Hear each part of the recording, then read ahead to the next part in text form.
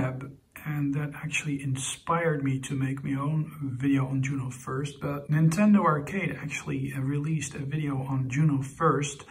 He plays the arcade game quite extensively and explains how the game works, but then he actually moves on to a to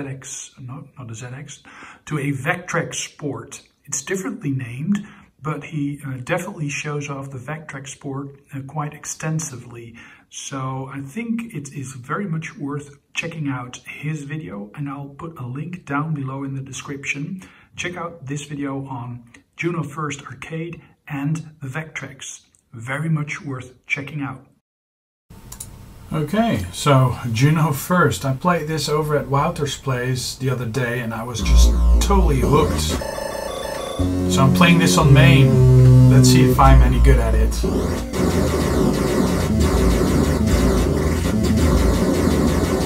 It's quite a bit like a Defender. And Beam Rider even. I think this game approaches Beam Rider the most of all arcade games.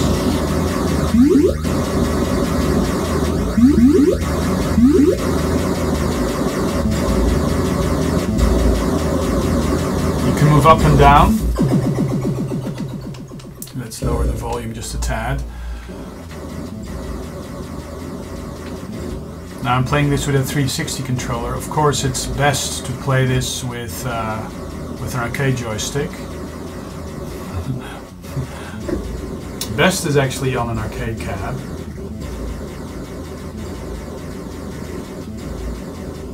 I love the colorful graphics. You have to pick up that man and then you actually get some sort of bonus points if you shoot the other ships, but they tend to withdraw the moment you enter that special mode.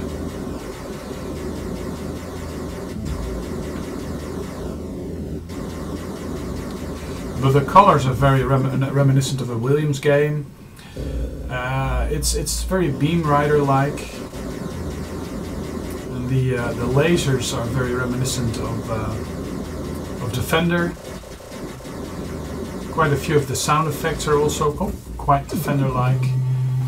And that one, I guess that was just how sound effects were like back in the day. I'm actually not sure on what hardware this actually runs. Whoa! So you can actually withdraw. When I was playing this, Wouter actually was pretty good at it. Those are homing in missiles.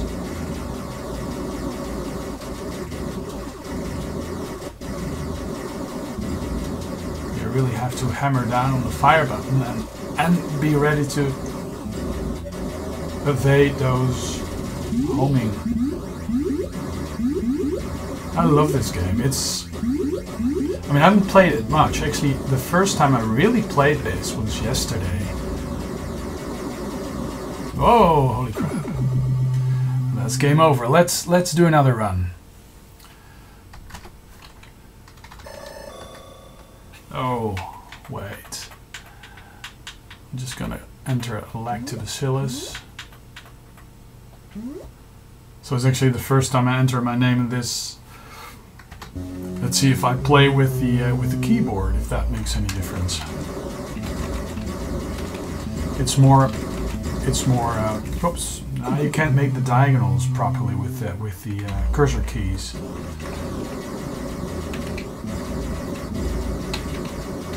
But it is easier to press fire more rapidly. Perhaps I should do a combination of.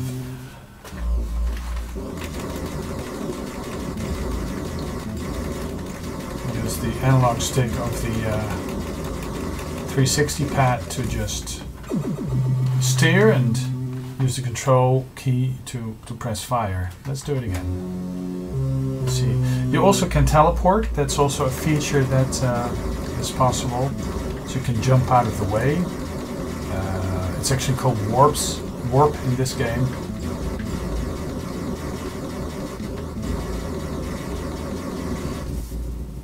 Now, I believe the original game has a digital stick, so you should have a very low dead zone if you are using the analog stick. I may actually use the thumb pad.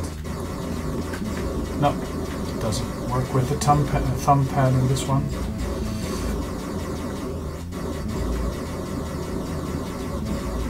I'm not making the best scores, actually. A lovely game. those type of sound effects really are quite reminiscent of of the Fender. I suck at this. I really suck at this, but I like it. I like it a lot. This is actually the closest I will ever come to an arcade cabinet. A very messy desk, but yeah, I do have an arcade stick and arcade buttons, and so I'm able to play Juno First on main on the arcade, and my iPad 3 is in there. So yeah, I do have some sort of arcade cab in the place.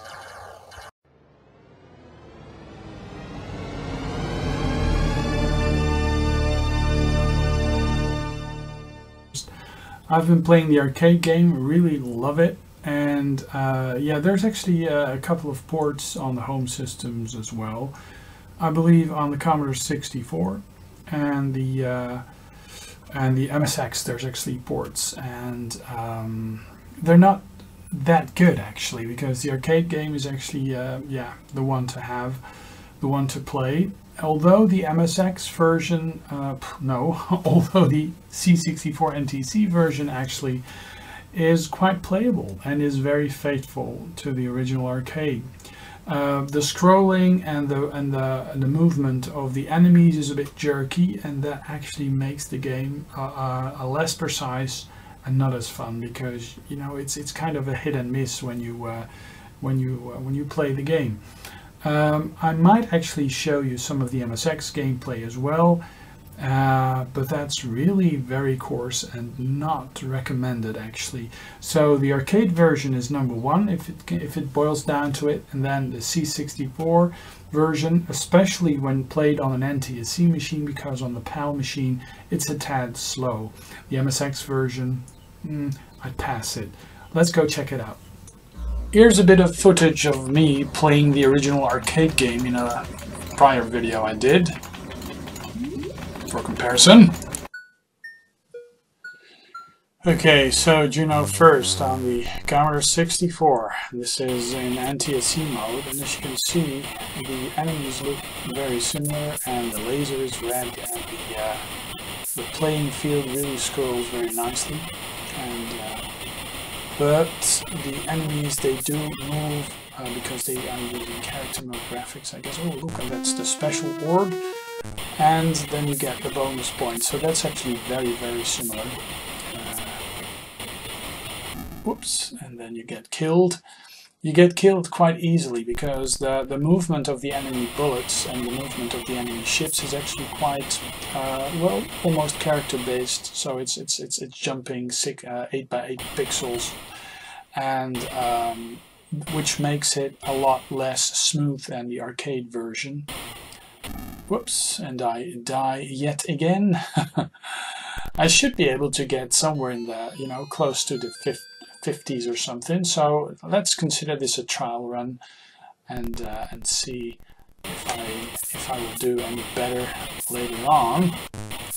So you can move back and forth on the playing field, and basically you have to destroy everything that comes in sight, and moving away from the buttons like I'm not doing now, and down to my last life. Yep. Oh. So the number of enemies still in need still needed to be shot down is actually not very clear, because oops. And even in the special mode. Let's try that again. Amazing title tune. Well, I really think this is a very nice port, but let's see if I can stick to my guns and get some proper score down. you really have to hammer down the fire button and just move back and forth just to shoot down. The weird thing is that I have no idea which button actually is the warp button. I've tried all the function keys, I've tried the Commodore key, I've tried the spacebar, shift, no way. So I'm at a loss how to actually warp, because you really need the warp later on. And well, if you're not able to use the warp, then well, the game is, you won't be able to get a high score, because you really need to be able to warp out of the way. And I'm betting this is some key on the keyboard, which of course is just insane, because the special one. Because yeah, which key is it? And I mean, use an obvious key that is easy to reach when you play with the joystick next to you on the Commodore 64. So one of the function keys basically is the best way to go. But for some reason, it just doesn't want to work. And so yeah, I'm playing this without any warp facilities. So you can totally move out of the way. It's a shame that the enemy ships, that the movement is a bit coarse, because it's all there. I mean, you'll see in a bit with the next wave,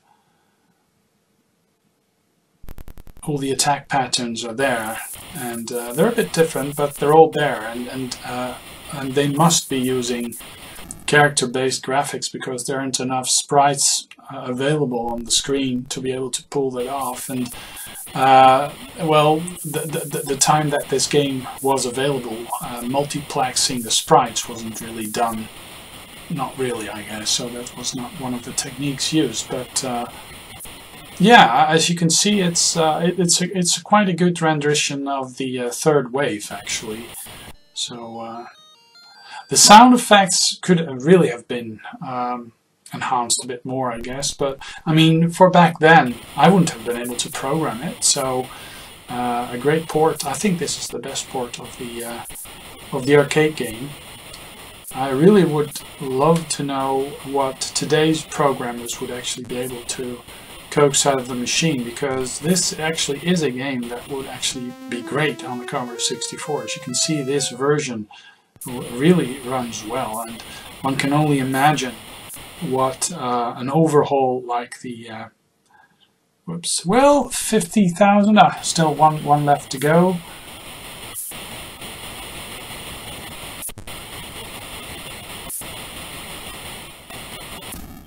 Oh well. So that's it, 51,300 points. Not bad, not bad at all.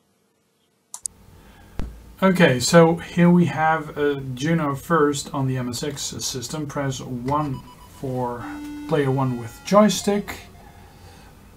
And let's see how this compares to the arcade and the Commodore 64 version. Now, as you can see, the fire, the way the enemies fire at you is actually quite different, because they fire diagonally. And it's actually, that makes it actually quite a bit harder.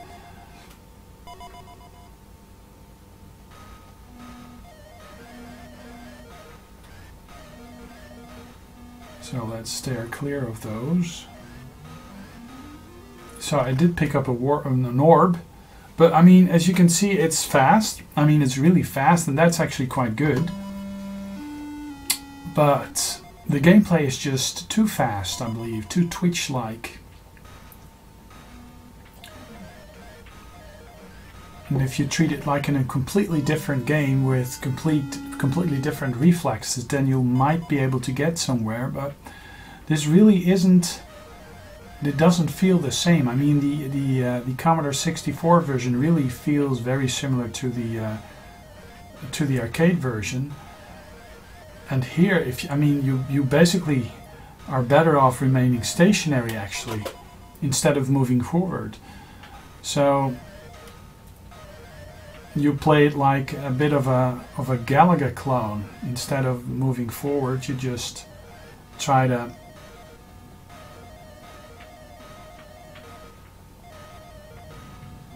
I mean, it does play different, and it's very hard to get over to the right side because all the aliens just, whoops.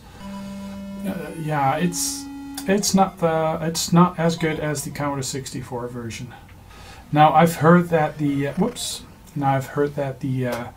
the 2600 version of this actually really is good, so I'm going to give that a try in this video as well. Okay, Juno First on the Atari 2600 with some amazing title music and some amazing graphics. This actually can be obtained from Atari Age. There's an PAL version and an NTSC version. This is the NTSC version. Let's press play.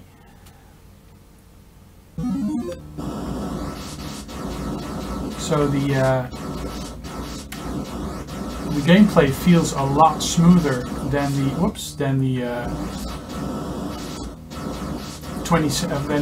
Commodore 64 version.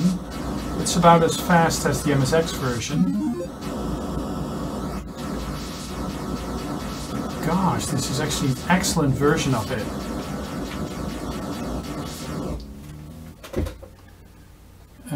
Let's try that again, because that's just some intense gameplay.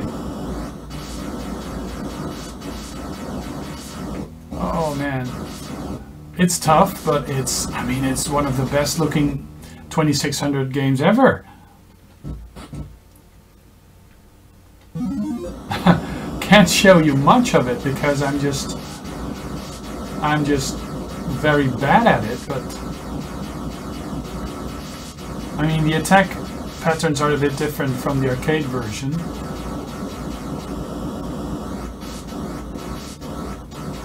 Whoa. Of course,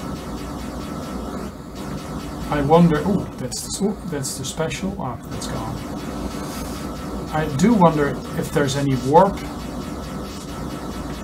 Oh, you can actually have fire. Can press down fire, which makes it a bit easier, I guess. Whoops. Wow. I'm totally... let's get the special. Didn't I get the special?